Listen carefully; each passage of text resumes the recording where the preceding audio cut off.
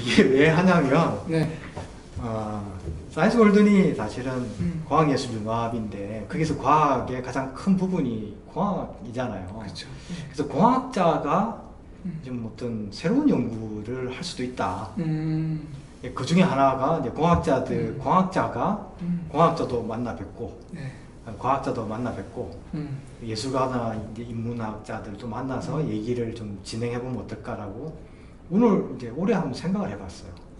제가 그냥 할 수 있는 역할이 네. 센터장으로서 그렇게 특별히 많이 있는 건 아니더라고요. 네.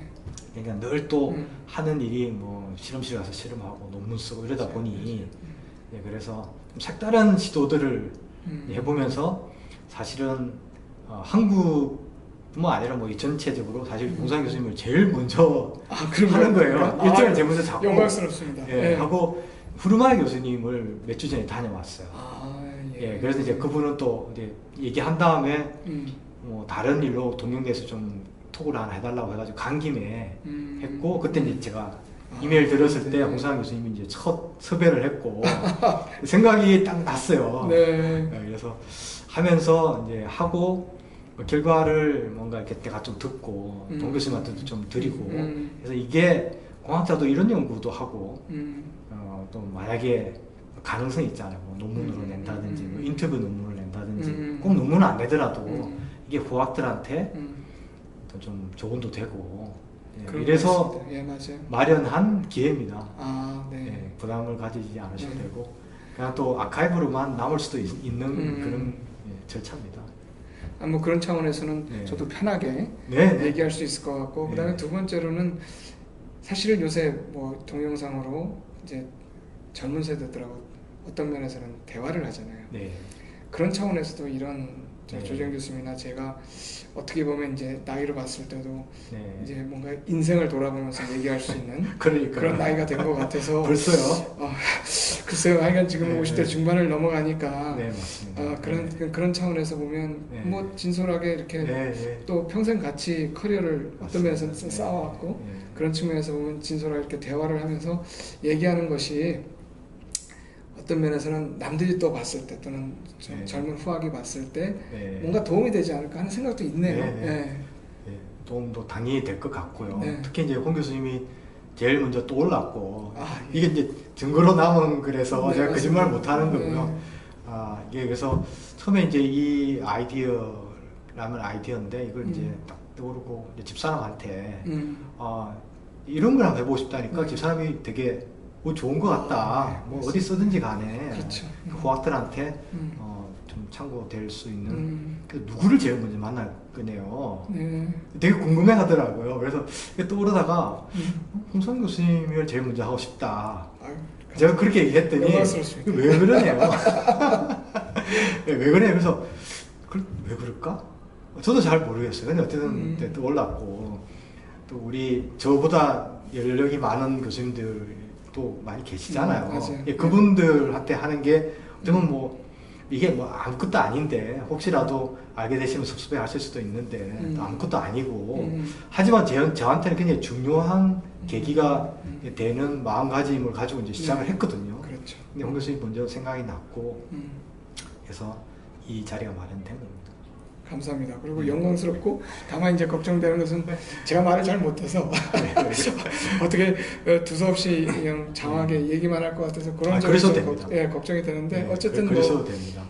대담식으로 네, 네. 진솔하게 제가 답변을 드리도록 하겠습니다. 예.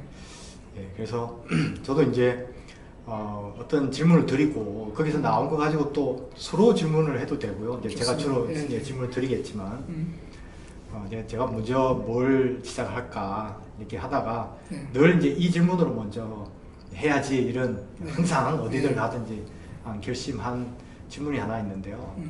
홍승환 교수님 하면 환경공학 분야에서 우리나라에서 그래도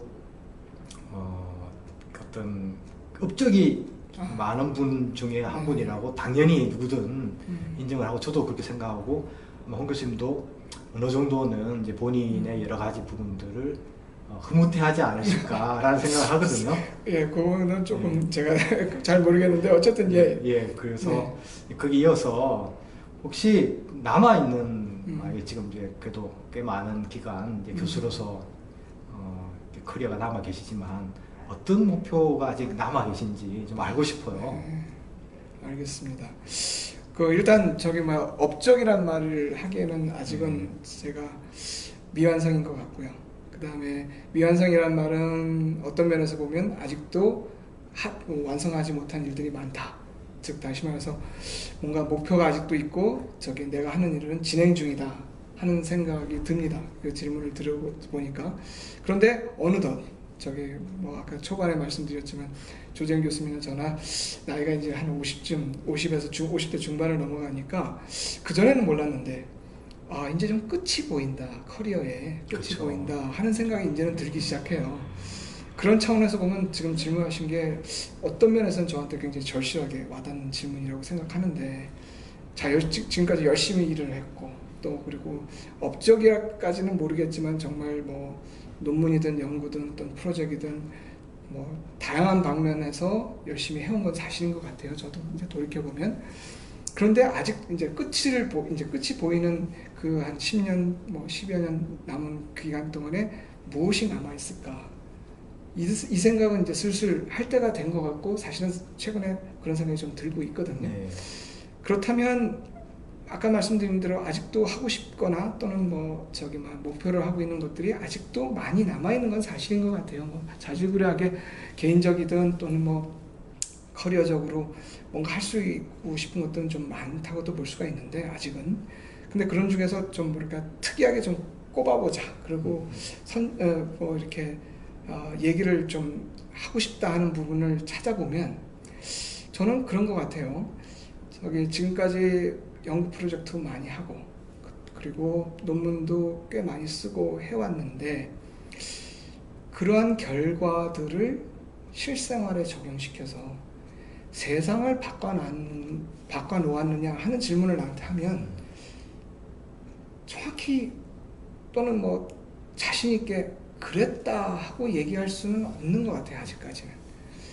그래서 이제 예를 들어서 작게 보자면 내가 연구했던 기초적인 지식, 그 다음에 그것을 활용한 어떤 그 환경 분야의 신기술, 이런 것들을 기반으로 해서 그것을 적용을 하는 그러한 기업을 작은 벤처기업이라든가 기업을 하나 만들 때 그런 기업을 내가 운영하고 하는 것보다는 내가 길러낸 제자들과 함께 내가 쌓아놓은 어떤 연구의 지식들을 뭔가 적용하고 상용화하는 그런 것들을 좀 말년에는 해보고 싶다는 생각이 사실은 있어요.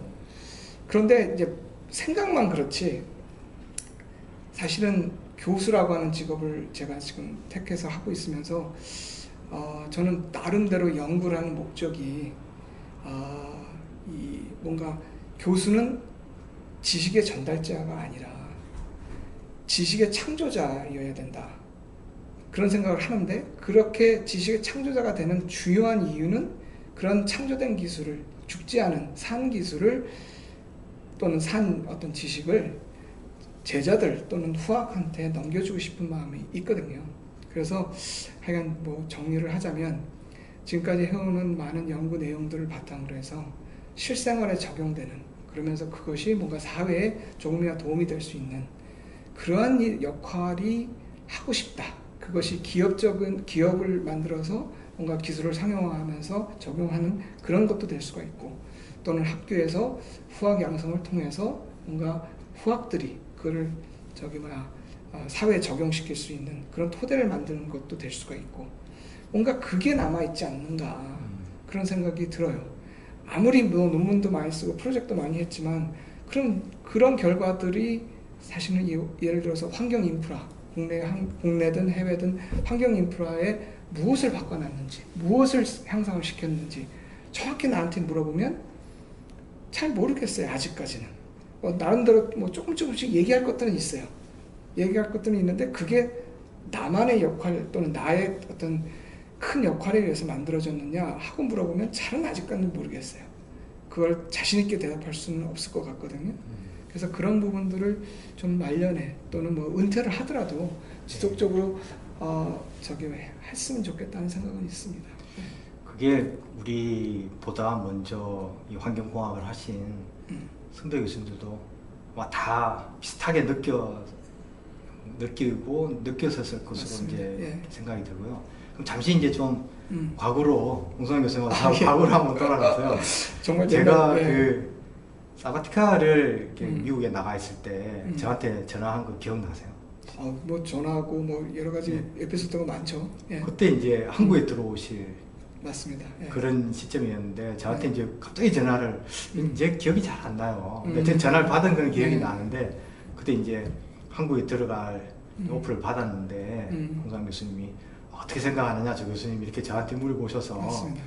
예. 깜짝 놀랐고 또 홍 교수님하고 저하고 참 친한 사람이구나 내가 생각한 만큼 친한 사람이구나 이런 것도 이제 그때 알게 됐고 네. 그래서 제가 그때 어떤 조언을 해드렸는지 기억도 잘 안 나지만 그래서 되게 반가웠던 생각이 네. 들거든요. 지금 뭐 그게 굉장히 오래전 일이고요. 맞습니다. 15년 이상 됐네요. 아니요. 그죠? 더 됐습니다. 더 됐네요. 제가 귀국한 게 2003년이니까 그렇죠, 그죠. 질문을 던졌을 때는 거의 2002년이었어요. 예. 어떻게 생각하세요? 잘 오셨어요. 그때 지금 생각하면 네. 어떨지. 그때 뭐 미국에서도 잘 나가시고 소위 얘기하는 잘 나갔는지는 모르겠지만 어쨌든 네. 그 당시에 이제 네. 상황을 이제 생각이 이제 다시 생각이 나는데 네.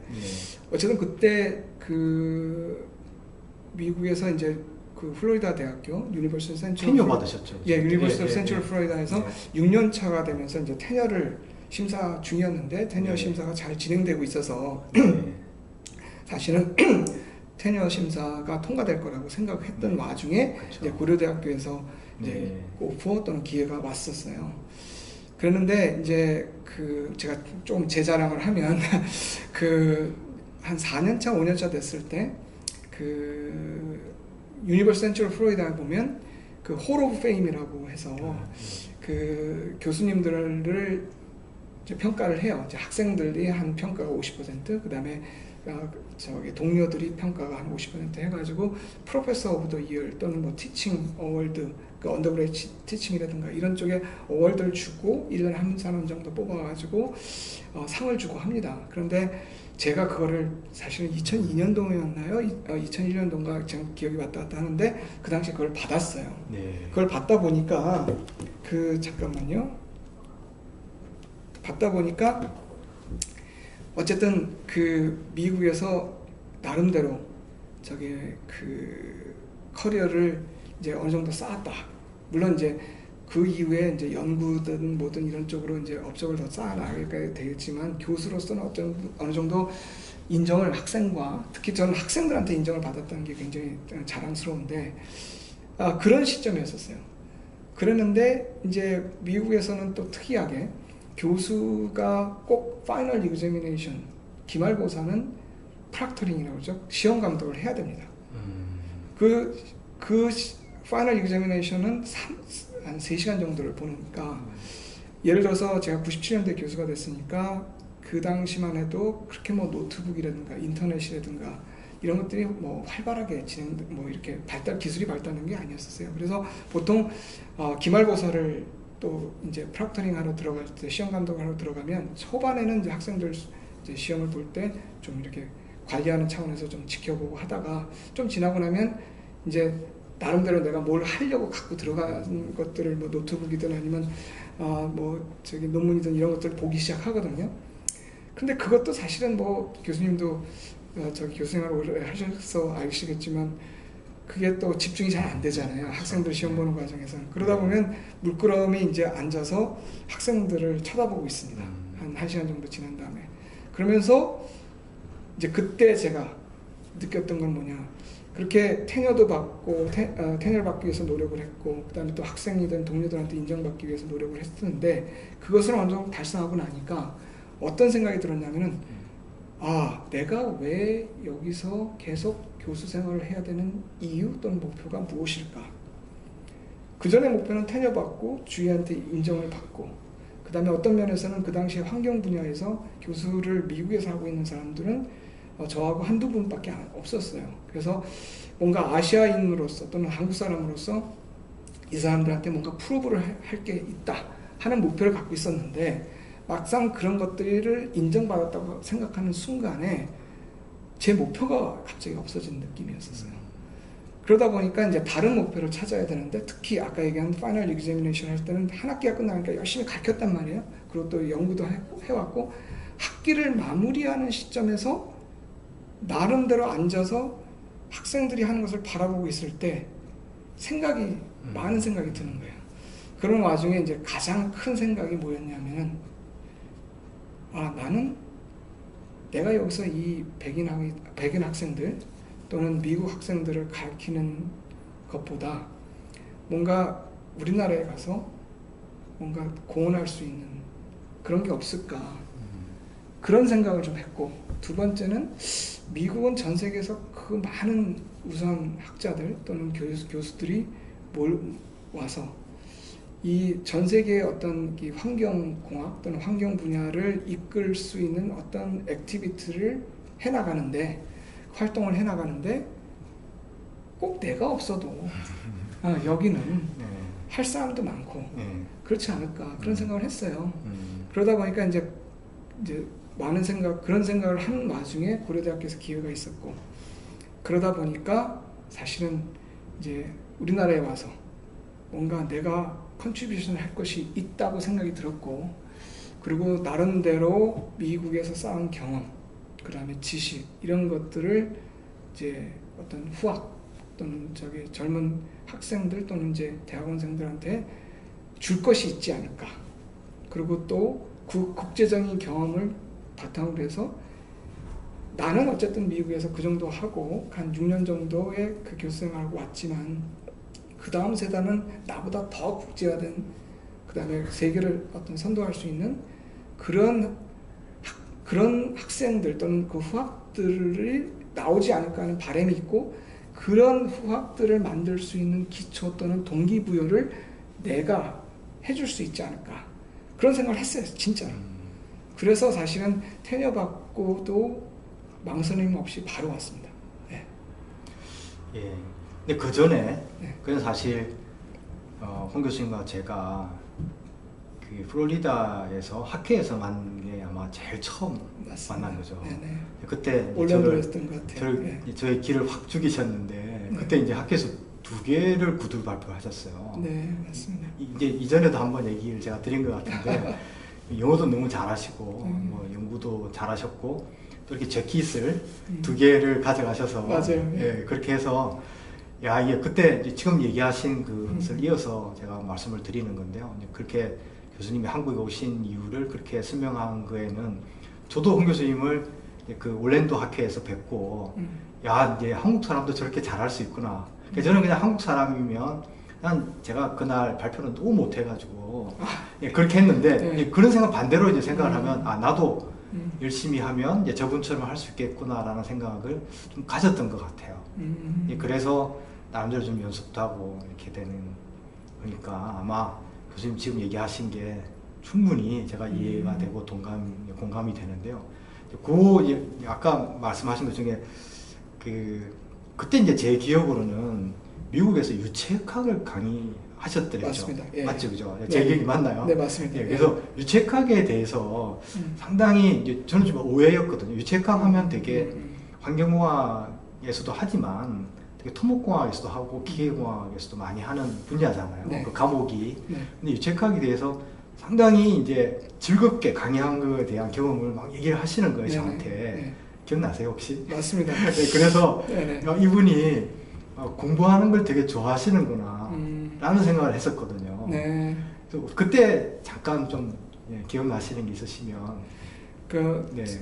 유체역학을 제가 가르쳤던 것은 뭐 제가 원해서 가르쳤다기보다는 유체역학하고 하이드롤렉스, 그러니까 플루이드 메카닉스하고 하이드롤렉스, 우리나라 수리학이죠. 이걸 가르칠 수밖에 없었던 것이 제가 이제 유니버시티 센트럴 플로리다의 교수로 갈 때 그때 은퇴하신 분이 유세프라고 이집트 쪽에 그쪽 출신의 교수님이신데 그분이 워터 리소시스를 하셨어요. 수자원을. 그러니까 그분이 하시던 과목들을 제가 가르칠 수 있느냐, 환경을 연구를 하지만 그렇게 얘기를 했었고, 사실은 제가 우리 국내에서는 제가 기계공학을, 서울대 기계공학과를 다녔었으니까 유체역학이나 이런 것들은 제가 학교 다닐 때 좋아했었어요. 예, 좋아했었기 때문에 뭐 그 인터뷰하는 과정에서 당연히 내가 가르칠 수 있다 그 말을 했더니 저기 한 거의 5, 6년을 가르쳤죠. 예, 그리고 이제 두 번째는 이건 농담이지만 이제 유체역학은 이제 그 토목공학과에서 보면 시블 인바이러먼탈 엔지니어링 토목환경공학과였죠. 제가 있던 데가 그쪽에서 보면 기초 과목으로 모든 학생들이 전공과 그러니까 어떤 전공을 하든 뭐 환경을 하든 수자원을 하든 뭐 예를 들어서 구조공학을 하든 간에 꼭 들어야 되는 과목이었어요.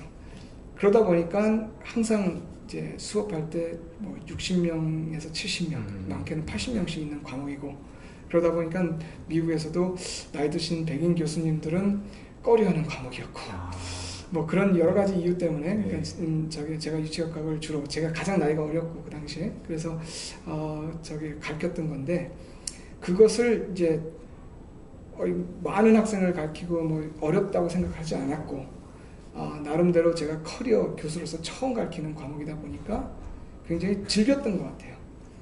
그 즐겼던 이유는 뭐 간단하게 얘기하면 저 나름대로 그때는 지금 생각하면 굉장히 뭐랄까 순진한 생각이었는데, 이 학과의 또 그 당시에 그 토목환경공학과의 질을 내가 관리한다는 생각을 했었어요. 학생의 질을. 이거는 나를 꼭 통과해서, 내가 게이트키퍼라고 하는 생각이 있었는데 나를 통과해야지만 그 다음 단계로 넘어가니까 여기서 학생들을 확실하게 잡아줘야 된다, 기초를 잡아줘야 된다 하는 그런 생각을 좀 했었어요.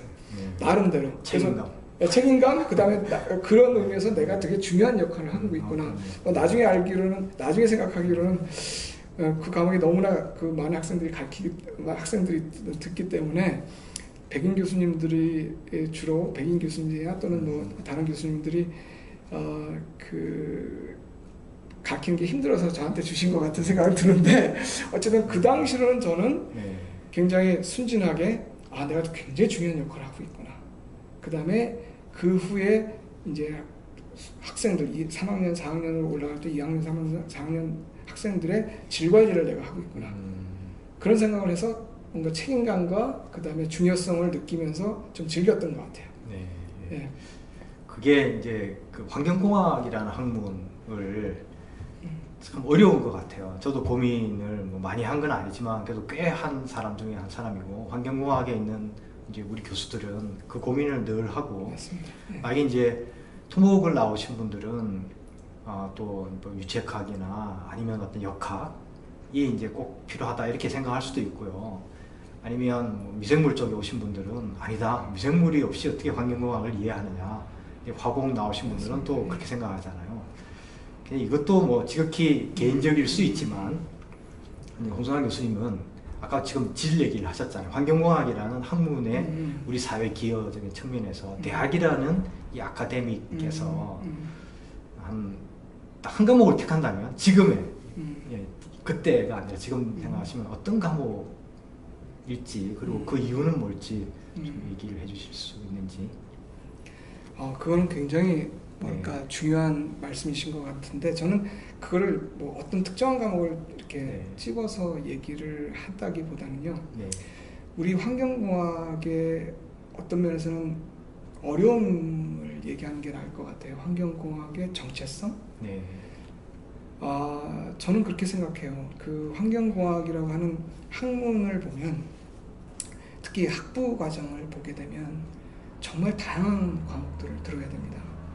예를 들어서 물리화학, 생물까지 포함한 기초 과목도 알아야 되는 거고요. 거기서 심지어 아까 유체역학, 수리학을 얘기했지만, 사실 뭐 수처리 공정을 설계를 한다 그러면 프로세스 엔지니어링적인 측면도 있지만, 결국 물을 원 포인트에서 어너더 포인트까지 흐르게 만들어야 되잖아요. 그런 관점에서 보면 그 유체역학이나 수리학에서 했던 많은 지식들이 실제로 디자인에, 설계에 반영이 되고 있고, 그렇다면 그것도 공부를 해야 되고요. 그러면서 그 이후에 다양한 물리학적 또는 생물학적 처리 공정까지 거기에 환경 영향을 평가하는 그런 과목까지 다양한 것을 우리가 공부를 해야 되는 거잖아요. 그러다 보니까 어떤 특정 과목을 꼬집어서 이게 가장 중요하다 얘기할 수가 없는 거예요. 네. 그것이 어떻게 보면 환경공학을 공부하는 어려움을 얘기할 수가 있고, 또 그것이 바탕으로 돼서 우리의 정체성의 문제가 생길 수가 있는 것 같고요. 그러다 보니까 이제 사실 우리가 서로 느끼는 것 중에 환경공학자로서 또는 환경공학 교수로서 느끼는 점이, 환경공학과에서 학생들을 학부과정을 다양한 걸 공부시켜서 내보냈을 때 과연 사회가 어떻게 받아들여 줄까, 또는 산업계가 어떻게 받아들여 줄까 하는 부분이 정말 염려가 되거든요. 사실 우리가 산업계 분들하고 특히 얘기를 좀 나누다 보면 환경공학 쪽에서 나온 학생들은 굉장히 많은 것을 알고 있는데 그 깊이가 낮아서 실제로 환경공학에서 필요한 설계를 한다든가, 또는 제품을 개발한다든가, 또는 시스템을 만든다든가 하는 데서 별로 필요가 없다. 현장에 바로 적용이 안 되더라 하는 얘기를 하는 것을 굉장히 많이 듣고 있어요. 네. 그래서 하여간 질문에 제가 정확히 대답을 못했는데, 예. 못하는 이유가 우리의 문제인 것 같아요. 장점이 될 수도 있지 않나요? 그게 네. 우리가 잘만 이해하면, 지금 그 비슷하게 네. 말씀하셨지만 그런 이유 때문에 우리 환경공학이 지금은 좀 어려운 시기를 겪고 있지만 그 돌파구를 마련할 수 있는 그 잠재력도 있다라고 저는 좀 믿고 싶거든요. 맞습니다. 예. 예. 그런 측면에서 제가 나름대로 저는 이제 우리나라의 환경공학과 또는 환경공학을 하는 교수로서 좀 이렇게 급진적인 생각을 좀 해봤는데요. 환경공학은 대학원에 맞지 않는가, 대학원 과정에 맞는 그런 학문이 아닌가 하는 생각이 좀 듭니다. 이제 어느 정도 이제 교수로서 20년, 25년 정도의 생활을 이제 커리어를 쌓다 보니까 그런 어떤 결론에 좀 나름대로는 생각이 좀 드는 것 같아요. 그 대신에 아까 말씀하신 것처럼 그게 또 우리의 기회일 수가 있다고 생각을 해요. 그러니까 워낙 다양한 것을 공부하다 보니까 특정한 전공을, 예를 들어서 화학공학을 전공했다든가 기계공학을 전공했다든가 토목공학을 전공한 사람들이 환경 쪽에 와서 나름대로 뭔가 스페시픽한 할 수 있겠지만, 특정적인 걸 할 수 있겠지만 전체적인 것은 할 수가 없다는 거잖아요. 그러면 대학원이라, 그러니까 학부 과정은 환경공학이 안 맞을 수는 있겠지만 대학원 과정에서는 우리가 할 게 굉장히 많다 하는 생각이 드는 거예요. 예를 들어서 화공을 전공하고 또는 토목을 전공하고 기계를 전공한 사람들이 환경 분야의 어플리케이션을 하겠다. 그러면 그런 사람들을 다 모아서 집대성에서 어떤 융합 허브처럼 환경공학과가 굉장히 중요한 역할을 할 수 있다고 생각을 하거든요. 그것이 대학원과 학부 과정이 통합된 과정이면 더 좋고요. 그런데 우리나라 지금 교육 시스템에서는 그렇게 할 수는 없으니까 미래에는 그렇게 할 수 있는지 모르겠습니다. 그런데 어쨌든 그런 다양한 전공을 한 사람들을 모아서 대학원 레벨에서 뭔가 종합적인 어떤 학문으로서 뭔가 허브 역할을 하면서 그 어플리케이션 또는 적용 분야 또는 우리 환경 쪽에 일을 할 수 있는 그런 학문으로 우리가 더 클 수 있지 않을까, 그런 생각은 해봅니다. 그러니까 정리를 하자면 학부 과정에서 너무 기초적인 부분을 다양하게 배우다 보면 특정한 나름대로의 아주 깊이가 있는 지식이 없으니까 일단 다양한 전공을 일단 학부 과정이나 또는 베이스 어떤 기초로 하고, 그런 사람들을 모두 모아서 환경 분야에 접목시키는 그런 역할을 앞으로 환경공학과가 해야 되는 게 아닌가, 그런 생각이 최근에 들어서는 더 많이 생기는 것 같아요. 예, 홍성환 교수님 하면 나름대로의 정체성이 있거든요. 제가 판단하기에는 그런가요? 그럼요. 네. 있는데 뭐 이제 이 환경공학에서 어느 정도 아주 그 1세대 그 다음으로 이제 이어받아서 꾸준하게 연구도 해오셨고 또 새로운 분야도 개척하고 이제 미국과 한국의 경험을 가지고 계시잖아요.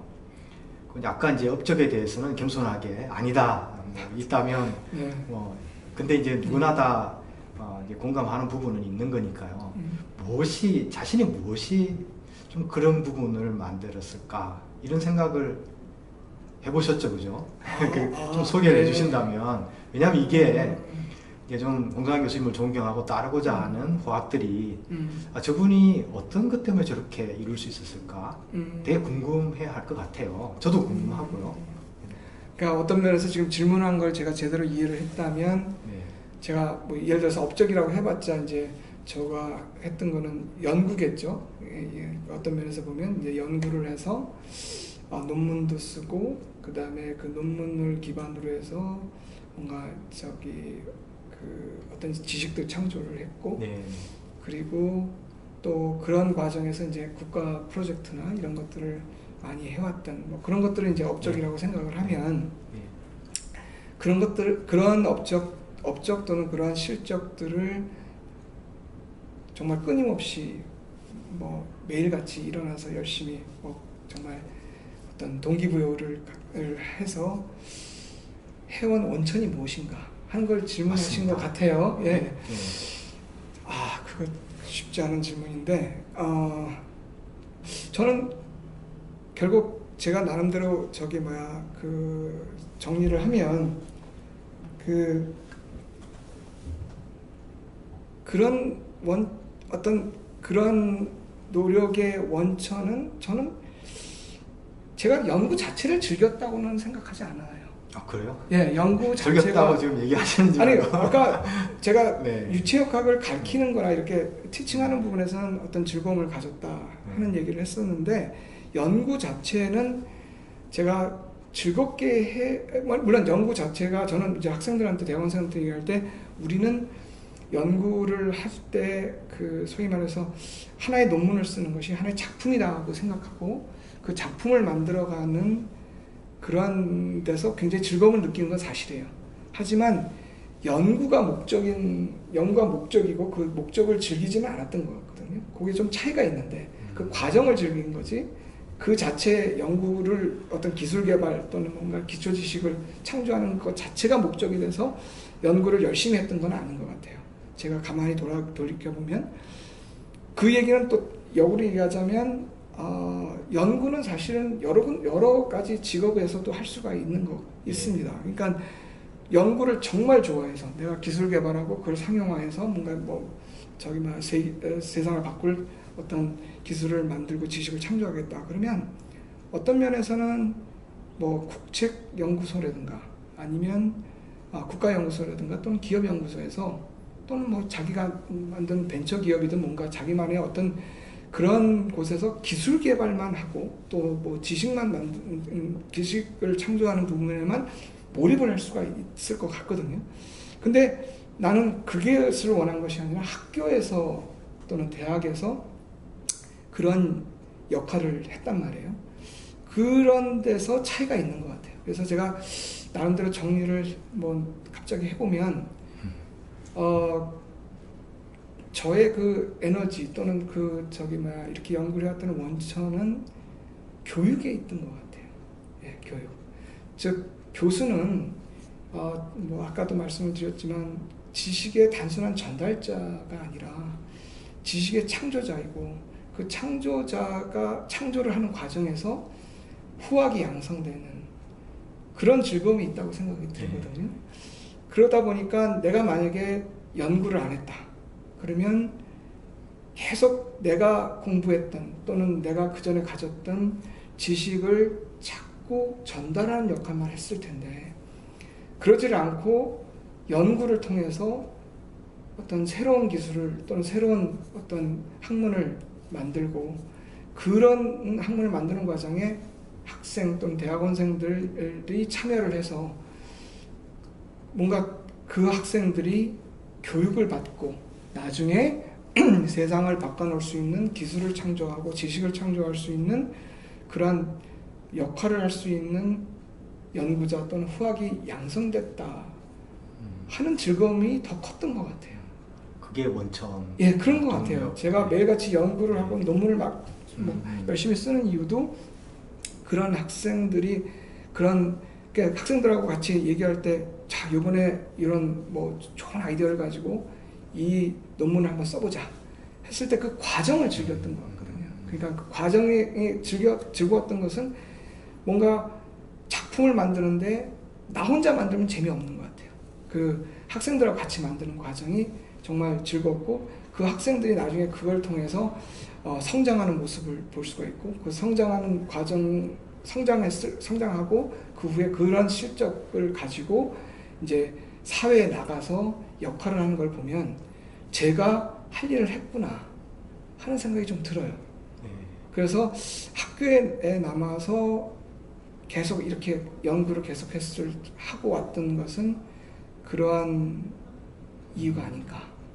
만약에 정말 기술을 개발하고 이걸 상용화하고 그러면서 이걸 가지고 어떤 산업계에 영향을 미치는 것이 나의 가장 목표였다면 저는 학교에 있을 필요가 없지 않았을까 그런 생각도 들어요.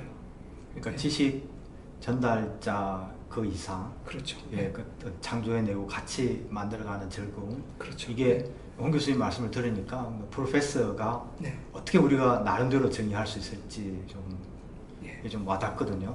되게 뭐 교과서적인 얘기로는 지식 전달자로만 이렇게 이해하는 그런 책들도 있고 또 그렇게 해석하는 사람들도 있는데 네. 예, 아무튼 잘 배우고 있었습니다. 예, 한 20, 네. 벌써 그쵸, 97년도에 그러니까요. 교수가 됐으니까 네. 벌써 네. 꽤 됐는데 20 몇 년이 넘어가는데 뭐 지치지는 않으세요? 예, 그거는 있습니다. 네. 그거는 이게 솔직하게 말씀드리면 네. 그 교수 생활이라고 하는 것이 굉장히 사이클적이에요. 네. 그러니까 어떻게 보면 매 학기 같은 사이클로 이렇게 그쵸. 돌아가고 네. 네. 그러다 보니까 이제 지친다기보다는 약간의 매너리즘에 빠지는 점도 있고요. 그다음에 또 연구적인 측면에서 보면 그러니까 학생들이 성장하는 것을 즐기기 때문에 또는 그거를 정말 나의 어떤 그 학교에 있는 목표로 학교에서 이제 열심히 연구하는 어떤 원천으로 내가 생각하기 때문에 그것을 좀 힘들지 않게 받아들이지만 사실은 연구만 생각을 하면 학교가 굉장히 힘든 거죠. 그렇죠. 왜냐하면 네. 막상 정말 연구로서 많은 실적을 내고 혼자서 독자적으로 연구를 할 수 있을 때가 되면 사실 학교를 제 연구실을 떠납니다. 네. 그렇기 때문에 이제 교수로서 이제 젊었을 때나 또는 뭐 40대만 하더라도 그런 것들이 이제 뭔가 연구를 하는 그 과정을 즐기기 때문에 큰 어려움이나 또는 뭐 힘든 게 없었다고 하는데 이제 50대 중반이 되니까 이제 학생들이 떠나잖아요. 그럼 이제 다시 뭔가 이제 아까 사이클적이라고 했지만 다시 시작하는 거예요. 네. 새로운 학생을 받고 네. 또 훈련을 시키고 또 지식을 또 전달해서 함양을 시키고 그러면서 또 사람을 또 이제 연구자로서 훌륭한 연구자로서 만들어 가잖아요. 그런 과정이 계속 반복되는 그런 점에서 보면 연구가 사실 효율성이 떨어지거든요. 그러면서 제가 젊었을 때 했던 거나 지금 하는 일이 거의 똑같은 그 과정이 똑같아지니까 이제 좀 힘든 점이 좀 있습니다.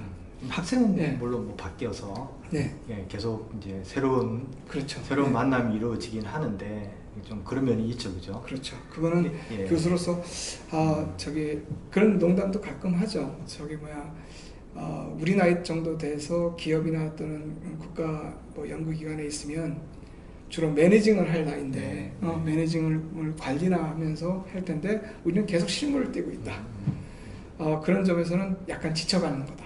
그런 얘기를 하는데 사실 사실입니다. 예, 그게 사실이고 하지만 그거를 이제 뭔가 좀 극복하고 나갈 수 있는 원천은 아까도 얘기했지만 뭔가 이렇게 그 어린 학생이 들어와서 정말 훌륭한 연구자로서 성장하는 모습을 볼 때 그럴 때 보람을 느끼지 않나. 그것이 계속해서 나를 끌고 가지 않나. 그런 생각이 있어요. 예. 그 이제 불교에서는 제자 하나에 지옥문 하나다. 아. 이런 얘기를 하거든요. 동의 안 하세요? 혹시? 아니 그러니까 아까도 얘기했지만 그 네. 연구적인 관점에서는 네. 계속 그 새로 일을 시작해야 되니까 뭐 결국 자기가 해야 되는 거죠. 네. 그러니까 그 말에 어느 정도 동감이 되는데 네. 지옥문을 통과하는 순간에 그 희열은 아, 그럼요. 예, 네. 엄청나거든요. 예, 네. 그러니까 네. 그런 것들을 느꼈을 때 뭐 극복 그런 동감은 하지만 꼭 그렇진 않다 하고 네. 말씀을 드릴 수가 있네요. 예. 이제 혹시 이제 홍 교수님과 제가 얘기 나누는 거를 학생들이나 이렇게 대학생들이 보면 교수도 고민한다는 걸 좀 이해를 좀 해주셨으면 좋겠어요. 예. 네, 저희는 그냥 학생들은 학생으로 보고 이렇게 쉽게 생각하는 건 결코 아니고 늘 고민하고 그렇게 한다라는 걸 좀 굳이 알아줄 필요는 없지만 알아주면 되게 고마울 것 같아요. 그렇죠. 저희가 제자절이라는 그게 엄청나게 다른 큰 의미로 다가오잖아요. 저희들한테 매번 모든 제자가 똑같고 자식이 똑같듯이 그렇거든요. 홍성환 교수님 하면 사실 엘리멜리 교수님을 빼고 얘기를 잘 안 하잖아요. 네. 섭섭함은 좀 없으신지 이제 늘 엄청난 이제 어떤 학자 밑에서 저도 뭐 그런 것을 때로는 느끼거든요. 엘리멜리 교수님 같은 분은 뭐 세계적인 학자시고 여전히 왕성한 활동을 하고 계셔서 어떠세요? 그런 부분은요? 저는 그걸 긍정적으로 바라봐요. 네. 왜냐하면 사실 엘리맥 교수님 지금 저희 분야에서는 거의 뭐 너무 유명하셔서 저기 중국 사람들은 막 황제다 뭐 이런 얘기까지도 멤브레인 황제다. 그래요? 뭐 이런 말까지도 한다는 걸 들었어요. 네. 그래서 멤브레인 분야나 또는 뭐 환경 분야에서 정말 유명하신 분이 됐고. 그리고 또 제가 졸업을 박사학위를 한 이후에도 굉장히 좋은 관계를 유지하면서 뭐 지금도 논문도 같이 쓸 때도 있고 심지어는 뭐 몇 년 전에는 그 월드 클래스 유니버시티라고 하는 그런 프로그램을 통해서 고대 모셔서 거의 5년간 매년 2개월씩 고대 와서 그 우리 고대 학생들을 대학원생들을 가르치시고 하면서 그 같이 어떻게 보면 제 커리어에서 굉장히 중요하신 분이라고 생각을 들어요. 그래서 일단 저는 그 긍정적으로 본다는 얘기는 제 커리어를 키우는데 많은 도움을 주셨고 두 번째는 또 그러한 후광을 제가 많이 받은 건 사실입니다. 그래서 그런 측면에서 굉장히 긍정적으로 생각하고요. 그런데 이제 저도 나이가 이제 뭐 50대 중반을 바라보는 그런 시점에서는 나 나름대로의 어떤 어떤 영역이라고 그럴까? 또는 뭐 나 나름대로의 그 분야 이런 것이 필요한 시기가 필요하다기보다는 그런 걸로 어떤 레코그니션을 받았으면 좋겠다는 마음도 사실은 있는 건 사실이고요. 그리고 어느 정도는 그런 것을 달성했다고도 저는 생각이 좀 들어요. 그래서 뭐 최근 5년, 10년 동안은 뭐 어디를 가도 뭐 엘리멜리 교수의 제자라는 것이 많이 이렇게 회자되는 거나 또는 화제로 오는 케이스는 이제 점점 줄어들고 있는 것 같고요. 하지만 그렇다고 엘리멜리 교수님만큼 내가 또는 그를 뛰어넘는 그런 업적이나 또는 뭐 그러한 역할을 했느냐 그런 측면에서는 아직 굉장히 부족하다고 생각을 하고 또 한편으로는 굳이 그걸 뭐 자기 지도교수를 경쟁 상대로 생각하고 내가 그분을 넘어서야 되겠다 하는 생각은 없어요.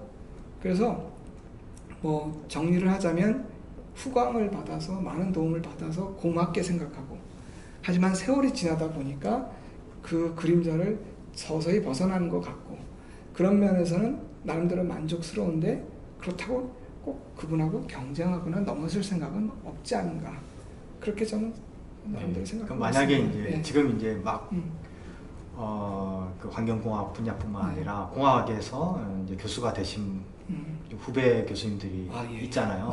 그분들이 이제 지도교수에 대해서 어떻게 좀 생각했으면 좋겠다. 지금 얘기를 충분히 잘 해주셨지만 좀 조언을 하신다면 물론 이제 그런 게 있잖아요. 아주 훌륭한 분 엘리메리 교수님 같이 이럴 때는 경쟁한다든지 뭐 극복한다든지 이런 것보다는 그때는 어떤 식의 이제 얘기를 잘 해주셨고 또 한편으로는 그렇지 못한 관계도 저희가 가끔은 보거든요. 근데 그런 고민을 하시는 분한테 조금 조언을 해주신다면 네.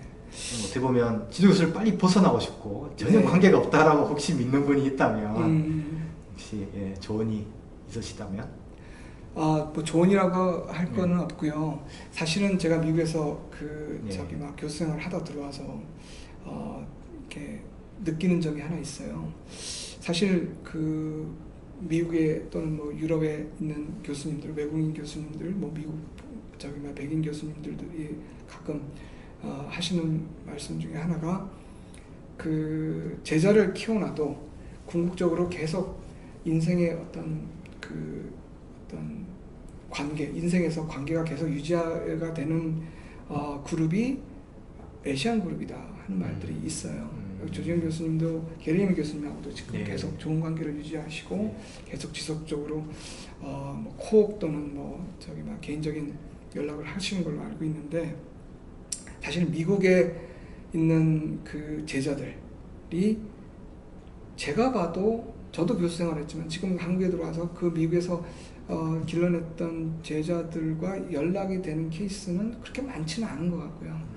물론 제가 부족한 소치인지는 잘 모르겠는데 뭐 연락이 와도 비즈니스적인 연락이 많이 오죠. 이제 예를 들어서 레코멘데이션 레터를 좀 받겠다든가 이럴 때 이제 가끔 연락이 오는데, 근데 그게 나쁘다는 뜻은 아니고요.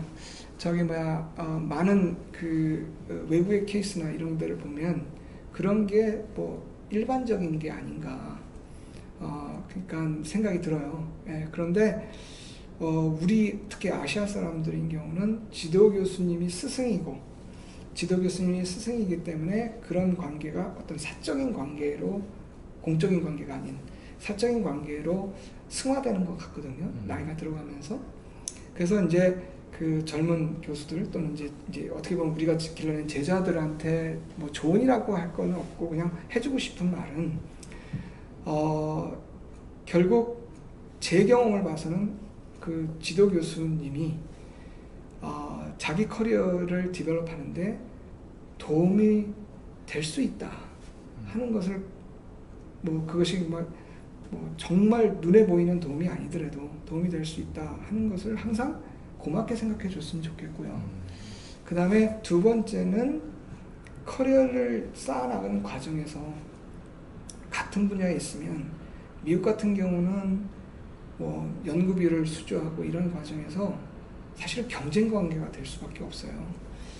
그런데 우리나라의 시스템이나 또는 이런 아시아 지역에서 봤을 때는 그게 경쟁 관계라기보다는 뭔가 코업을 할 수 있는 네트워크로 계속 남아있지 않을까, 직업적으로는. 서로 힘이 되고. 서로 힘이 되고. 네. 그런 관점 두 개. 그러니까 아까 얘기한 대로 개인적인 어떤 사적인 관계로 승화됐으면 좋겠다. 그래서 그거를 좀 감사하게 생각해 줬으면 좋겠다는 거와, 두 번째는 커리어적인 어떤 공적인 관계에서도 이것이 뭐 도움이 되는 연구 네트워크로 계속 발전을 시키면, 그러면 평생 정말 좋은 관계, 그 다음에 서로 이익이 되는 관계가 되지 않을까. 동료, 피어가 되고. 그렇죠. 네, 네, 그렇게 되지 않을까 그런 생각이 들고요. 아까 좀 미국의 케이스를 좀 나쁘게 얘기했는데 그게 사실은 또 나쁜 건 아닌 것 같아요. 예, 그리고 또 어떤 면에서 미국에서도 개인의 성향에 따른데 또 뭐 졸업을 하고도 서로 굉장히 좋은 관계, 개인적인 관계를 사적인 관계로 승화시켜서 동료처럼 잘 지내는 분들을 많이 봤어요. 그런데 하지만 이렇게 아시아 지역이나 특히 우리나라처럼 이런 사회하고는 조금 다르게 그 퍼센티지가 좀 낮은 거죠. 그렇게 그런 식으로 평생 가는 관계가. 그런데 그게 아까도 말씀드렸지만 어떤 궁극적으로는 경쟁 관계로 하면서 서로 경쟁도 하고 같이 코업도 하는 과정에서 건전한 사이클이 만들어질 수도 있어요. 네. 어떤 면에서는 지도교수 그늘에서 계속, 우리나라에서는 지도교수가 그걸 이제 네트워크라고 얘기하지만 어떻게 보면 남들이 봤을 때는 항상 저 지도교수 밑에서 뭔가 실무를 하는 또는 뭐 지도교수의 말만 듣고 뭔가 행동에 옮기는 그다음에 또 지도교수님의 그 어떤 엄브레라를 또는 우산 속에서 그냥 뭐 저기 그 살아가는 그런 모습으로도 보일 수가 있거든요. 그래서 그게 우리 아까 얘기한 우리나라의 어떤 그런 관계가 꼭 좋은 것만은 아닐 수도 있어요. 그래서 항상 그러한 밸런스를 맞춰주는 것이 좋은 것 같다. 그런 생각이 좀 들어서 뭐 미국에서의 경험 또는 한국에서의 어떤 경험이 꼭 어느 쪽이 낫다고는 얘기할 수 없는데 좀 개인적인 생각으로 얘기하면 사적인 관계로 좀 승화시키고 그리고 그 다음에 그거를 연구적인 관점에서 연구 네트워크로 도움이 되는 그 본인 젊은 학자들한테 도움이 되는 그러한 관계만 만들 수가 있다면 그러면 지도 교수님과 굉장히 오래 좋은 관계를 유지하면서 살아갔으면 좋겠다 하는 바람이 있습니다. 예. 네. 그 이제 시간도 많이 됐네요. 네. 근데 이제 홍승환 교수님하고 저하고 하면 또 이제 빼놓을 수 없는 게 이 해수담수화 그렇죠. 인데요. 사실 우리나라가 해수담수화를 뭐 이렇게 하지 않은 건 아니었잖아요. 그 당시에도. 근데 본격적으로 해수담수화가 시작되는 또 이렇게 멤버이기도 하고요. 네, 맞습니다. 이제 홍 교수님하고 저하고 그다음에 이제 손진식 교수님, 이상호 교수님, 그다음에 그 당시에 이제 이석근 박사님, 뭐 이렇게 그 당시에 이제 자주 만났어요. 그때는 그죠. 아주 그게 이제 또 젊었고요. 몇 년 전인가요? 그게 한 10몇 년 전인데요. 네. 예, 그래서 그때가 많이 생각나요. 요즘에도 네, 가끔 맞습니다. 생각나고. 네. 예, 이게 한 50이 넘으면 눈물도 잘 나고 네. 그립기도 하고요. 네. 예, 그렇게 돼서 그래서 이제 다들 잘 활동도 하는 분이잖아요. 네. 근데 그때 이제 우리가 해수담수화를 이제 고민하면서 우리나라에 이게 필요하다라고 나름대로 믿음이 있었고 그 믿음은 여전히 저희가 가지고 있다라고 저는 네, 그렇죠. 여전히 믿고 네, 그렇죠. 또 저희가 우리나라에 한 획을 그었다 또 이런 자부심도 가지고 때로는 꼭 그게 좋았을까라는 뭐 그런 게 없다면 사람이 아니겠죠. 누구나 다 이런 면도 있고 저런 면도 있지만 그래서 홍상환 교수님은 여전히 이제 해수담수화에 왕성한 활동도 하고 계시고 지금 연구단도 하고 계시고요. 하고 있죠. 어떠세요? 이게 한 십몇 년 그쪽을 쭉 해오시면서 이제 우리나라의 해수담수화 기술 혹은 그 인프라 아니면은 이 동료들 간의 여러 가지 그 소사이티나 커뮤니티가 형성됐는데 어떻게 평가하세요? 그게 참 그 지금 시점에서 아마 적절한 질문인 것 같아요. 네. 적절한 질문인 것 같은데 그 한 두 가지 측면에서 말씀드릴 수 있을 것 같습니다. 그러니까 일단은 그러한 활발한 그 해수담수화 분야의 연구를 통해서 저 나름대로 생각할 때 해수담수화를 우리나라가 잘할 수 있는 그런 그 생태계가 조성되지 않았나 그런 생각은 들어요. 자부심도 있고요. 네. 그 얘기는 뭐냐면은 어쨌든 그 소재부터 시작해서 멤브레인부터 시작해서 그 어떤 EPC를 하는 건설사까지 또는 엔지니어링사까지 나름대로 우리나라의 어떤 기업들 또는 기술들이 창출됐다고 생각을 하고요. 그다음에 국제 경쟁력이 있는 그다음에 두 번째 측면에서는 인력 양성적인 측면인데 저희가 학교에서 또 아까 말씀하신 많은 교수님들이 참 열심히 해서 그 후학들을 많이 양성했다고 생각을 해요. 그래서 그 후학들이 나름대로 물론 우리 분야에 계속 남아있는 사람도 있지만 그렇지 않은 그런 후학들도 많은데 어쨌든 그 많은 인력을 우리가 양성하지 않았나 그런 두 가지 측면에서는 나름대로 자부심도 있고 그 다음에 잘해왔다고 저는 나름대로 평가를 할 수가 있어요.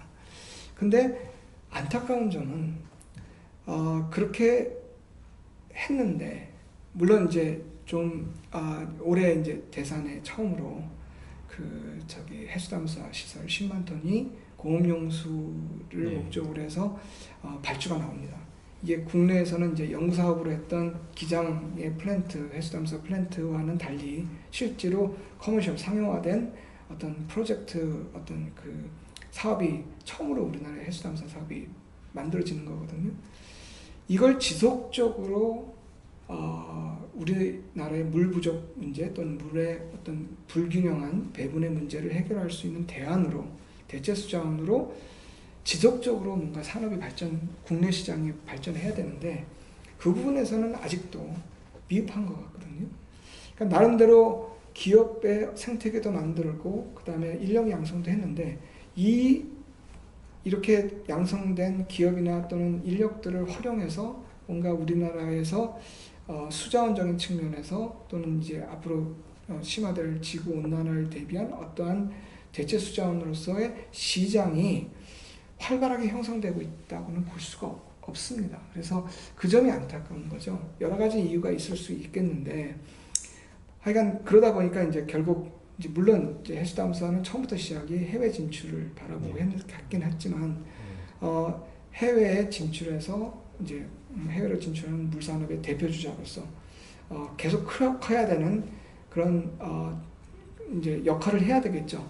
하지만 우리 기술을 국내의 물 부족 문제 또는 물의 불균형적인 어떤 배분 문제를 해결할 수 있는 대안으로서 왜 활용하지 못할까 하는 부분을 우리가 앞으로 좀 해수담사 하신 분들이 집중적으로 좀 연구 또는 뭐 정부하고 또는 기획을 한다든가 여러 가지 정책을 입안할 때 좀 목소리를 높여야 되지 않을까 또는 어떤 지혜를 모아야 되지 않을까 그런 생각이 듭니다. 예를 들어서 저는 이 얘기를 가끔 하는데 물재용과 사실은 물이 부족하면 물을 어디서 대체 수자원을 가져와야 되는 거죠. 지구온난화라고 하는 것은 지금 거의 팩트로 받아들이고 있어요.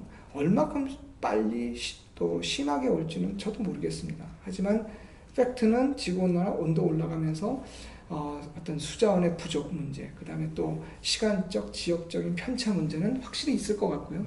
그 다음에 그런 것에 대한 플럭추에이션은 더 커지는 것은 사실인 것 같아요. 그러면 시간적으로 또는 지역적으로 물 부족 문제를 겪을 그 위기 또는 그런 리스크는 확실히 증대되고 있거든요. 그러면 국가적인 뭐 수자원 안보적인 측면에서 봤을 때 대체 수자원을 확보하는 것은 필요하다고 생각합니다. 그렇다면 물재용과 해수담사는 두 개의 어떤 그 대체 수자원이 있다면 항상 우리가 잘못하고 있는 것은 물재용과 해수담사를 경쟁 관계로 보고 있는 거예요. 물재용해서 쓰면 되는데 왜 해수담사 해? 또는 해수담사 하시는 분들은 물재용보다 해수담사가 더 좋아. 뭐 이런 얘기들을 하게 되는데 그리고 항상 뭐 전기 소모량부터 뭐 경제성을 따질 때 둘을 다 비교합니다. 물론 해야 되는 일이긴 해요. 저는 무슨 생각을 하냐면은 둘은 경쟁 관계가 아니라 보완 관계라고 생각을 합니다. 가장 큰 차이점은 무엇이냐면은 기존 관망 또는 기존의 워터 서플라이 인프라를 활용할 수 있느냐 없느냐가 키포인트인 것 같아요. 즉 다시 말해서 물 재용을 할 경우에는 기존의 상수관망이죠. 물 공급 시스템의 상수관망입니다. 상수관망에 물 재용한 물을 넣어서 공급할 수가 없습니다. 그렇기 때문에 DPR이라고 그러죠. Direct Potable Reuse 뭐 이런 기술들을 열심히 하고 있습니다. 예. 나는 DPR을 하는 것이 뭐 많은 사람들이 물이 부족하니까 뭐 하수 또는 핫배수를 바로 음용수로 활용하자 이렇게만 설명하고 있지만 사실은 그 비하인드에는 바로 그 물 공급에 대한 경제성에 대한 문제가 큰 거죠. 물 재용을 하는 그룹에서는 정말 관망을 깔았을 때 그러니까 새로운 관망을 깔아서 물을 공급했을 때는 절대로 물 재용 시설이 또는 물 재용하는 그 방법이 경제성이 안 나옵니다. 특히 기존의 도시에 물이 부족한 현상이 생겼다. 그러면 중수도 또는 물 재용한 물을 모든 물 부족한 곳에 공급하려면 그 관망을 설치할 수도 없고 또 경제성도 안 나오거든요. 그러면 기존 관망을 활용해야 되는데 사람들에 대한 그 perception 또는 acceptance라고 그러죠. 이런 것들 때문에 또 그리고 아무리 DPR 기술이 발전돼서 정말 테크니컬리 문제가 없는 물을 만들었다 하더라도 불가능하다고 생각하는 거예요. 사람들이 받아들이지 않을 거다. 그렇게 된다고 생각을 하면 해수 담수화는 기존의 관망을 활용할 수가 있거든요. 그래서 해수 담수화 자체는 에너지 소모량도 많고 또 수처리 비용이 물제용보다는 높다고 할 수가 있는데 그래도 관망을 새로 만들지 않고 기존 관망을 이용해서 물을 부족한 데 공급할 수 있기 때문에 그러니까 충분히 네. 시민들도 받아들일 수 있다. 받아들일 수 있고요. 근데 이제 하수제용은 받아들이기가 힘들다라는 거죠. 그렇죠. 그러다 보니까 하수제용은 공업용수든 아니면 어떤 디센트럴라이즈된 특정한 지역에서 관망을 깔아서 이렇게 특정한 하더라도 분야의 또는 특정한 지역의 물 부족을 해결하고 그보다 더 심한 가뭄이 와서 굉장히 큰 지역에 또는 뭐 심지어는 음용수까지도 위협이 되는 그런 가뭄이 왔을 경우에는 해수 담수화를 사용하지 해수 담수화밖에 없다. 그런 생각을 갖고 있거든요. 그러다 보니까 국가가 어떤 이런 지구온난화 대비 어떤 그 물 공급에 대한 안정성을 확보하기 위해서 그 어떤 계획을 세울 때는 물제용과 해수 담수화는 동시에 서로 보완을 하면서 가져가야 되지 않겠느냐 그런 생각을 합니다. 그래서 해수 담수화가 우리나라에서도 그런 관점에서 꼭 필요하지 않은가 그런 생각을 하고 있고요. 또 그렇게 해서 해수 담수화 시설이 뭐 많지는 않더라도 그런 그 물의 안정성, 공급의 안정성을 높이기 위해서 들어간 시설이 여러 군데 생김으로써 국내 시장이 활성화되면 여기서 쌓은 경험을 가지고 사실은 해외에 정말 진출을 더 잘할 수 있거든요. 그렇기 때문에 이게 선순환 구조가 만들어지면서 우리는 그런 과정에서 물의 공급 안정성을 지구온난화 대비해서 좀 더 안전한 체제를 갖추지 않을까 그런 생각을 좀 합니다. 이제 이 문제는 이제 중간에 얘기하셨을 때 안보 얘기를 좀 하셨어요. 물안보. 물안보는 우리 이제 환경공학자들이 특히 물을 전공하는 사람들이 굉장히 걱정하는 부분이기도 하고요. 다음에 이제 공학이나 이제 공학 시스템 속에서 생길 수 있는 리스크는 아무리 우리가 잘하더라도 생길 수 있는 거니까 이제 안보라는 개념을 공학도 가지고 있어야 된다고 저는 생각하고 그것은 경제성 논리나 시장 논리하고 맞아요. 또 분리해서도 생각할 수도 있다고 생각하는데 그렇죠. 뭐 그런 뜻으로 얘기를 하신 거죠. 저는. 맞습니다. 맞습니다. 그러니까 예를 들어서 그 건물을 디자인하더라도 건물을 설계하더라도 세이프티 팩터가 있는 것처럼 국가의 그 물 인프라에서도 세이프티 팩터를 굉장히 많이 고려해야 될 것 같아요.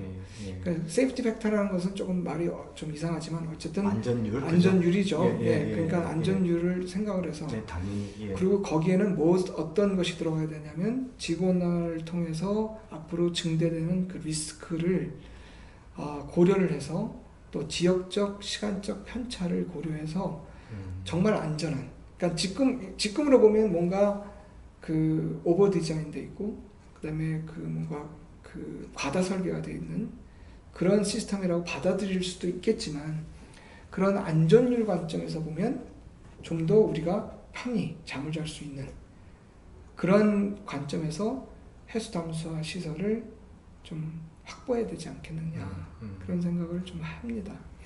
요거는 이제 어떤 좀 후학들을 포함하지만 저희도 후배 학자들, 학생들을 생각도 했지만 시민들이 좀 궁금해할 수 있는 좀 예민할 수도 있지만 뭐 다 얘기할 수 있는 게 또 현대 사회고 또 우리 학자들이라고 생각해요. 우리는 대통령을 만나도 하고 싶은 얘기 할 수 있고 일반 시민들을 만나도 또 동일하게 얘기를 해야 되는 의무가 있고 그게 학자고 교수고 이렇다고 생각하거든요. 근데 홍 교수님과 제가 참여했던 이제 해수 담수화 첫 계획을 할 때 이제 애당초 광량을 생각을 했었어요. 맞아요.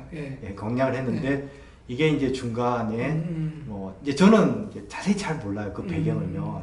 저는 참여를 이제 안 하지 않았습니까? 이제 했는데 이게 이제 기장으로 바뀌게 되죠. 기장으로 바뀌면서 이 기장에 하는 게 의미가 없다 이런 얘기를 드리려고 하는 건 아니라 기장이 되면서 그 근처에 원자력 발전소가 있고 그 물을 기장 시민들이 이제 거부한 거죠. 네. 받기를요. 네. 예, 그랬을 때 이제 우리 공학자들은 이제 뭐 여러 가지 해석도 있을 수 있고 또 이쪽에서 생각하는 분도 있고 이쪽 생각하는 분도 있을 수 있고, 예, 이제 제가 이제 궁금한 것은 홍 교수님은 어떤 쪽이다, 뭐 어떤 해석을 하느냐 이게 중요한 게 아니라 이런 문제들이 언제든지 다시 생길 수 있다고 보거든요. 예. 예, 그렇다면 이제 이 문제 때문에 자칫 예, 아까 우리 국내에서의 해수 담수화에 대한 여러 가지 이제 경험들의 축적이 중요한데 자칫 기장의 경험이 많은 사람들 하여금 해수 담수화는 뭔가 좀 안 좋은 것이다. 맞아요. 시민들의 역행해서 뭔가 추진하려는 면이 있다. 이렇게 오해를 할 수도 있잖아요. 그렇죠. 그런 면이 없다라는 뜻이 아니라 우리는 우리의 순수한 마음을 시민들이 혹시 이제 그래서 좀 거기에 대해서 평소에 가진 생각이 있으시면 좀 부탁을 드립니다. 그게 굉장히 네. 중요한 말씀인 것 같아요. 그러니까 좀 얘기가 길어질 수가 있는데 제가 뭐 미국에서 프로젝트를, 그러니까 플로리다에서 교수 생활을 할 때 정말 좋은 경험을 했다 하는 생각이 드는 것 중에 하나가, 제가 뭐 굉장히 뭐 국내에서도 그렇고 해외에서도 그렇고 많은 프로젝트를 해왔어요. 그 중에서 이제 기억나는 프로젝트 중에 하나가 템파베이 워터에서 발주를 하고, 그 다음에 미국 상수도 협회죠, AWWA 리서치 파운데이션, RF에서 만들었던 뭐 사실 큰 과제였어요. 그 당시에 굉장히 큰 과제로 뭐 300만 불인가 400만 불 정도 이상을 투자하는 과제였는데, 그 과제가 지금도 생각이 나요. 제가 한 그 유니버시티 센트럴 플로리다에 한 4분의 교수님들하고 같이 물론 이제 제가 PI라기보다는 co-PI로 가서 같이 4분이 같이 일을 했었는데, 그게 기억나는 이유가 뭐냐면, 물론 제가 그 당시 굉장히 어린 그 4분 중에서 가장 나이가 어렸고 그 다음에 큰 프로젝트를 했던 경험이 없어서 더 기억나는지는 모르겠어요. 그렇지만 가장 핵심적으로 제가 기억나는 것이 뭐냐, 플로리다 지역은 물을 지표수가 그 유기물 컨텐트가 너무 높으니까, 그 정글물이죠. 정글물이다 보니까 뭐 이렇게 오염됐다기보다는 정글물이다 보니까 유기물이 그 내추럴 오르게닉 매터가 너무나 색깔도 시커멓고 하다 보니까 그걸 저기 염소 소독을 하고 하면 그 저기 소독 부산물도 많이 생기고 하다 보니까 그냥 제가 97년에 교수를 돼서 플로리다 원들을 처음 갔을 때 보니까 한 92%의 물을 지하수에 의존을 해서 하더라고요. 근데 지하수가 경도가 높아요. 석회암지대가 많고 하다 보니까. 그러다 보니까 어떤 일이 벌어지냐면, 거기는 상수도 시설이 우리처럼 응집침전 여과로 해가지고 병원성 미생물을 포함한 입자성 물질을 제거하는 게 목적이 아니라 칼슘과 마그네슘을 제거하는 워터 소프트닝 프로세스인 거예요. 그러다 보니까 그쪽에서는 라임소다 소프트닝이라고 해서 그 화학 침전법을 사용하니까 슬러지가 많이 발생을 합니다. 그런데 그 지하수를 많이 사용하는 그 칼슘과 마그네슘을 제거하는 대체 공정으로서 RO, 소위 해수담수에 사용되는 RO가 들어가기 시작한 거예요.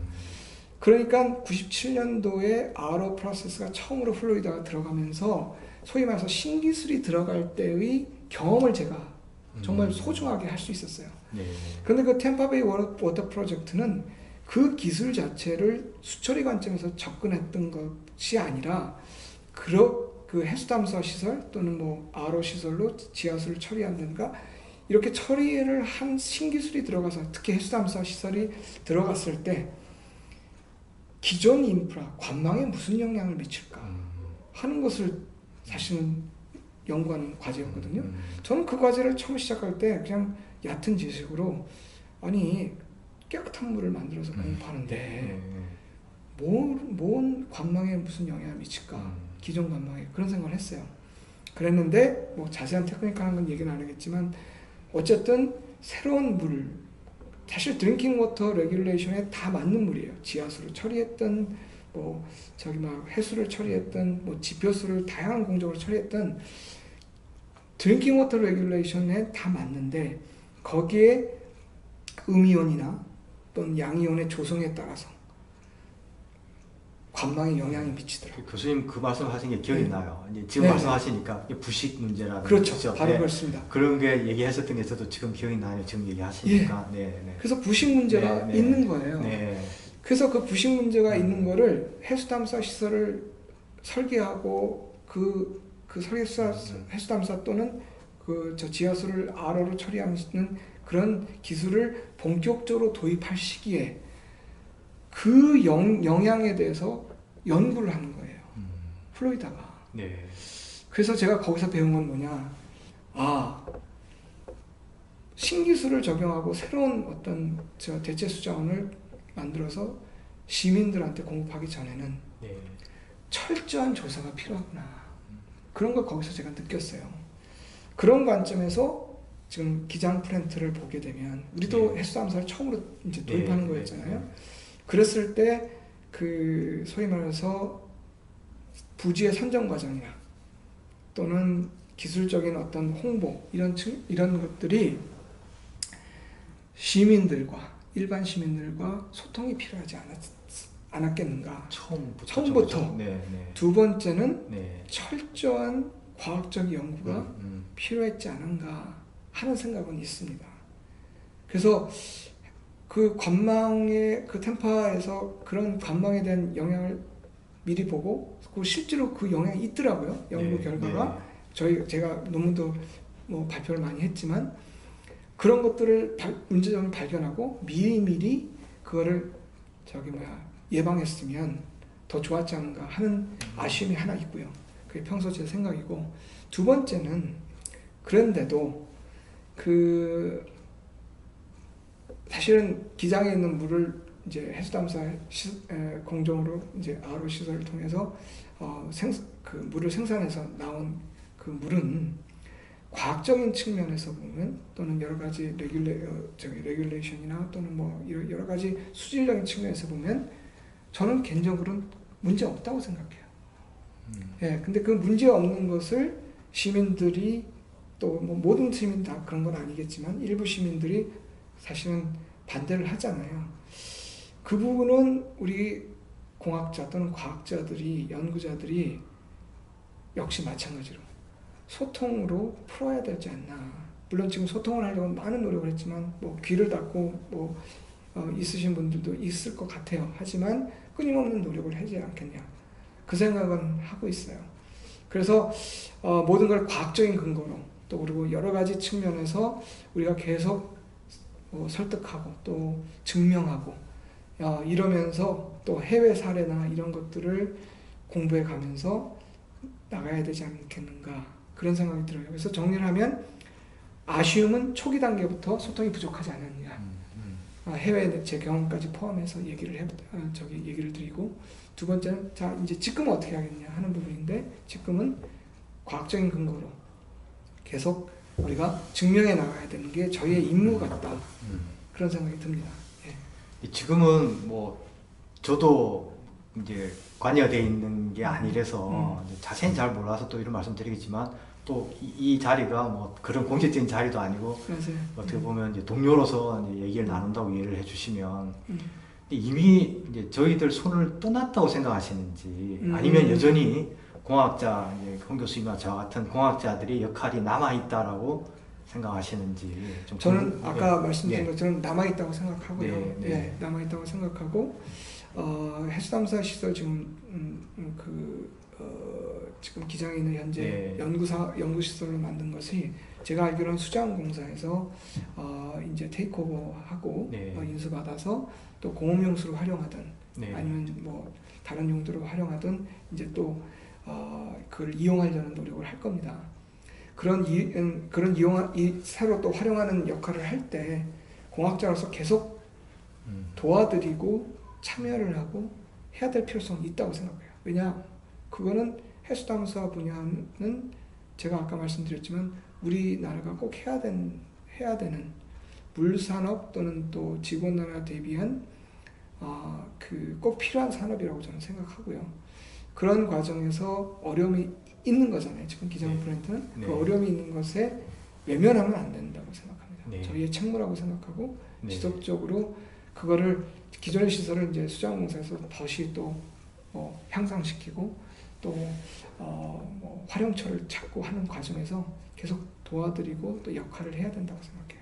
예. 예, 아까 제가 좀 말씀드렸듯이 교수는 뭐 이제 저희 생각이지만 수장봉사도 만날 수 있고 또 시민들도 만날 수 있고 네. 예, 그렇다고 보거든요. 예, 그래서 그런데 조금 더 저희가 또 그렇죠. 어떻게 보면 원죄가 있는 사람의 한 사람으로서 그렇죠. 가끔 책임감이 있는 거죠. 책임감이 있죠. 그죠? 예, 네. 뭐 저라기보다는 책임감이 있고요. 예.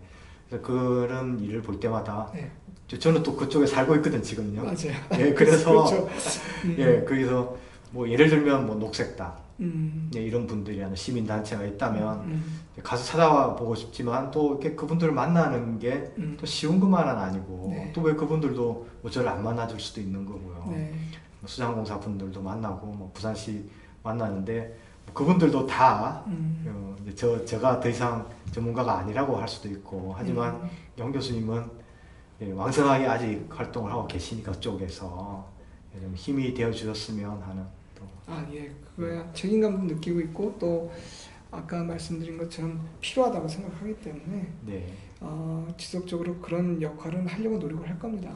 예. 예, 그게 이제 또 왜 중요하냐면 음. 자칫 그게 이제 방송에 이렇게 타면 환경공학이나 이런 분야를 아니면 해수담수화를 연구하고 있는 학생 아니면 앞으로 연구하고 싶은 학생들이 내가 하려고 했던 분야가 뭔가 좀 이 사회에서 부정적인 이런 것 이런 오해를 받을 수 있잖아요. 저희들의 오해 네. 아까 말씀드린 맞습니다. 같이 네. 그런 순수한 마음에 반해서 예, 그랬을 때 이제 홍 교수님과 저와 같은 이제 시니어들이 시니어란 말이 맞아요. 예, 언젠가부터 네. 익숙해졌는데 예, 참 슬픈 일이긴 한데 그렇게 역할을 하는 것도 네, 맞습니다. 이제 우리 나이 때 정도 되면 네. 예, 책임이지 않느냐라는 생각이 들어요. 맞습니다. 예. 예. 그리고 아까 지금 뭐 제가 교수라는 직업을 정의를 했었을 때 네. 단순한 지식의 전달자가 아니라 지식의 창조자이고 그 창조를 하는 과정에서 후하게 양성되는 그런 교육자다. 네. 그 연구자이기 전에 교육자라는 말로 교수를 어떻게 보면 정의를 했어요. 그리고 그게 이제 저의 철학이고 철학이 저의 그 동기부여가 돼서 연구를 하는 어떤 에너지 또는 원천이다고 얘기를 했어요. 거기에 좀 덧붙이면 네. 지금 아까 얘기한 대로 해수담사 분야를 얘기를 했었는데 그냥 간단히 얘기를 하면 교수를 또 다른 면에서 제가 정의라기보다는 역할을 좀 이렇게 한마디로 얘기를 하면 교수들은 무버 쉐이커의 후배 교수들한테 가끔 얘기를 하는데 무버 쉐이커의 역할을 해야 된다. 네. 그런 말을 합니다. 특히 젊은 교수들한테 하고 싶은 말 중에 하나인데 요새 사실 교수 되기도 어렵고 또 교수가 되고도 한정된 연급이나 또는 자리를 놓고 경쟁을 젊은 학자들이 또는 젊은 후학들이 너무 열심히 하고 있어요. 그리고 또 그 젊은 후학들을 평가하는 그 잣대가 이렇게 논문이나 실적으로 평가되는데 이제 양적인 걸 이제 떠나서 질적까지 평가를 하는데 질만 평가하느냐 그것도 아니고 양도 평가하면서 질도 평가하면서 요새는 H-인덱스라고 하는 그런 새로운 평가 지표도 나오잖아요. 네. 그러다 보니까 질을 추구하기 위해서 파퓰러 사이언스를 하는 거죠. 그러니까 나노가 제일 요새 인기 있다. 또 특정한 소재다. 그러면 자기 분야도 아닌데 그런 걸 막 이렇게 연구 방향을 틀어가면서 그걸 따라가죠. 그리고 논문을 내야 되니까 그런 파퓰러 사이언스를 하면서 임팩트 팩터가 높은 논문에다가 전화를 내고 그 내는 과정에서 논문을 위한 논문들을 자꾸 양산하는 케이스가 있어요. 그런 케이스를 보면서 저는 이제 느끼는 것이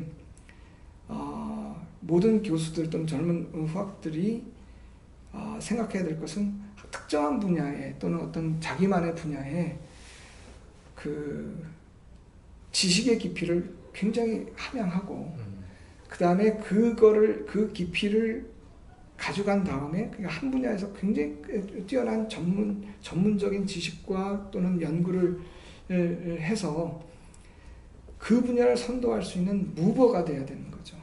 예. 그리고 그 분야를 무버가 되고 그런 다음에 그 분야가 어느 정도 성숙했을 때, 그랬을 때 그때 이제 소위 말해서 타 분야와 접목을 시키는 거죠. 타 분야와 접목시켜서 예를 들어서 뭐 새로운 소재라든가 아니면 새로운 어플리케이션이라든가 이런 분야를 접목시켜서 쉐이커 역할을 해야 돼요.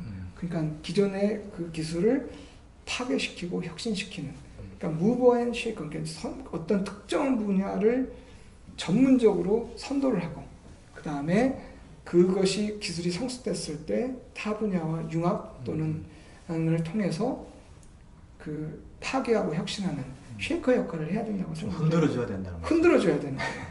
그죠? 그게 교수의 역할인 것 같아요. 그건 기업도 못하고요. 네. 뭐 어떻게 보면 국제연구소에 있는 분들도 못할 수가 있어요. 왜냐면 아까 말씀하신 대로 교수들은 오피니언 리더로 할 말을 할 수 있다는 그런 위치에 있다고 생각이 들거든요. 그렇기 때문에 그 아까 해수담사 얘기를 했는데 해수담사 분야에서 제가 계속 이제 지속적으로 연구를 하고 있어서 해수담사의 기술을 선도하는 무버 역할을 저는 지속적으로 해야 된다고 생각하고요.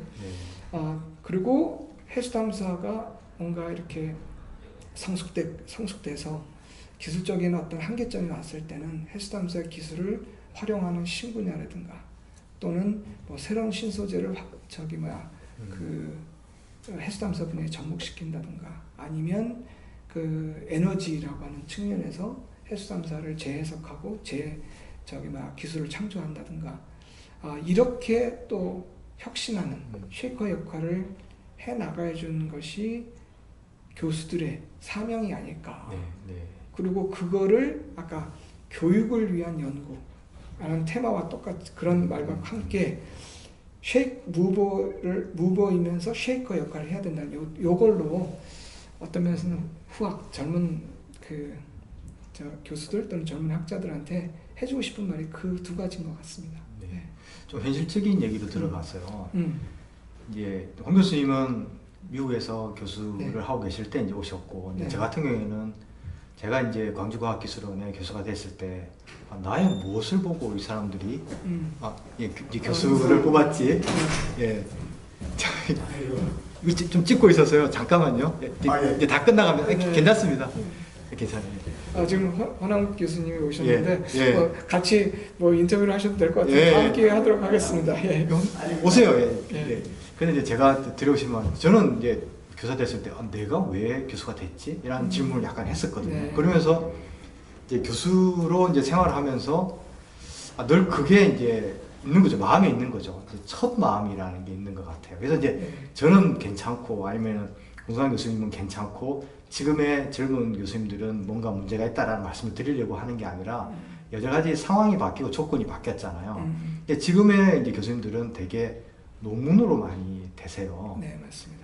그러면 이제 이분들은 들어와서 자기의 역할을 할 때나 아니면 그 다음에 교수님을 또 모실 때도 항상 그 조건을 보게 된다라는 거죠. 그렇죠. 그게 이제 지금 이제 홍 교수님 말에 그 조금 연장선상에 있는 것 같아요. 그렇죠. 그래서 조금 그런 부분에 대해서 젊은 교수님들한테 굉장히 당부의 말씀, 또 저도 동의하거든요. 그래서 그런 것들을 얘기하신 게 아닌가라고 저는 느껴졌고요. 네, 맞습니다. 그래서 좀 동의하시는지 제가 좀 궁금해서. 네, 맞습니다.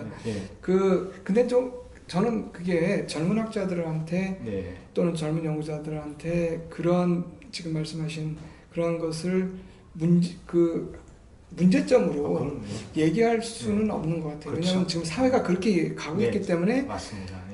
젊은 연구자들이 그렇게 할 수밖에 없는 거예요. 그런데 그러니까 초심이죠.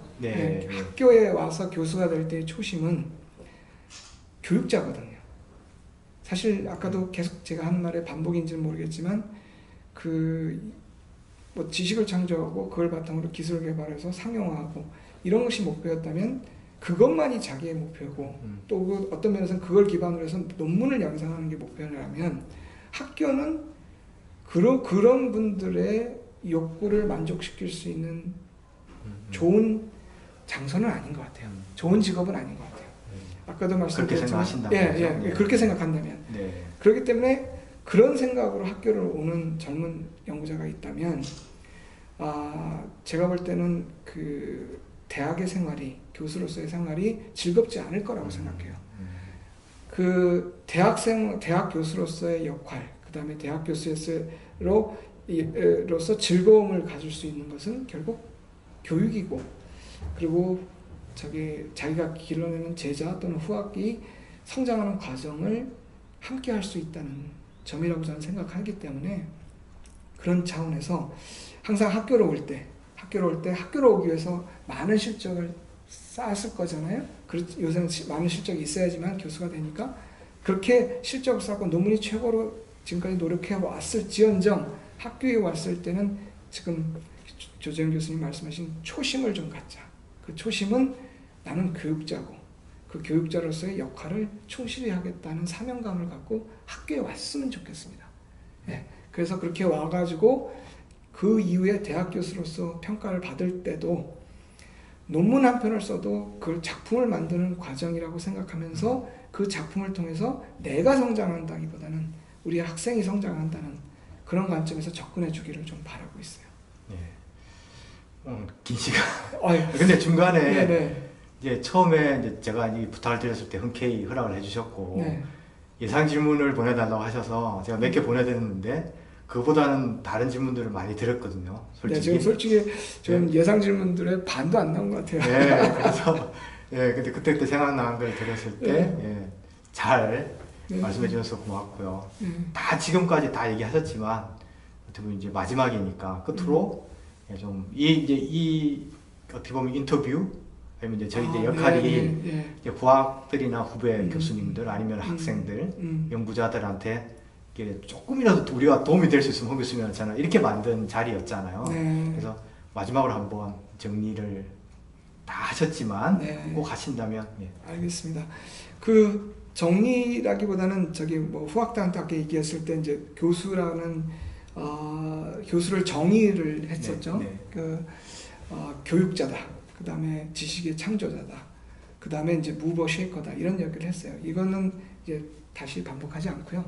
그냥 그 환경공학을 이제 새로 공부하는 학생이죠. 학부 학생까지 포함해서 학생들한테 그냥 당부의 말을 해주고 싶은 말은 두 가지입니다. 어떤 면에서는 제가 갑자기 질문하셔서 그냥 문득 생각했는데, 문득 생각했다기보다는 제가 수업 시간에 하는 얘기예요. 수업 시간에 하는 얘기인데, 그 특히 학부 학생들한테 하는 얘기인데, 환경공학, 환경기술 또는 환경산업은 첨단 산업이다 하고 얘기해주고 싶어요. 다양한 소재부터 시작해서 그 다음에 그 종합적인 그 첨단 시스템까지 우리 환경기술은 첨단 기술이 접목되는 그런 분야라고 생각이 들어요. 그래서 많은 학생들이 환경공학 오면서 굉장히 클래시컬한 상하수도공학, 그 다음에 뭔가 오염물 관리, 처리 이런 것만 생각하고 들어오는데 아니다는 거예요. 우리 분야는 굉장히 첨단 분야다. 그리고 첨단 기술이 접목돼야지만 세상을 선도할 수 있다 하는 메시지를 주고 싶고, 두 번째는 자꾸 환경공학 또는 환경산업을 얘기하는데 우리는 그 이상의 의미가 있다 하는 얘기를 또 학생들한테 해요. 예를 들어서 물이다. 그럼 물은 생명의 근원이잖아요. 그래서 이게 환경산업이 단순히 어떤 오염물을 처리하고 관리하고 처리하고 또 그리고 그런 과정에서 또 환경 피해를 최소화하고 복원시키는 과정에서 이익을 창출하는 산업으로 생각해서 돈 버는 산업이라고 생각하고 들어오면 안 된다는 거예요.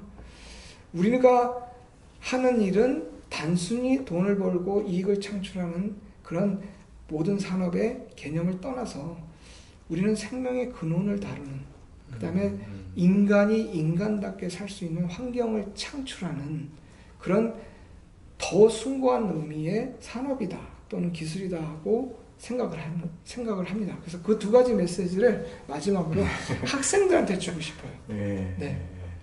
고대학생이 아니면 우리 환경 분야로 들어오는 모든 학생들한테 보내고 메시지를 주고 싶습니다.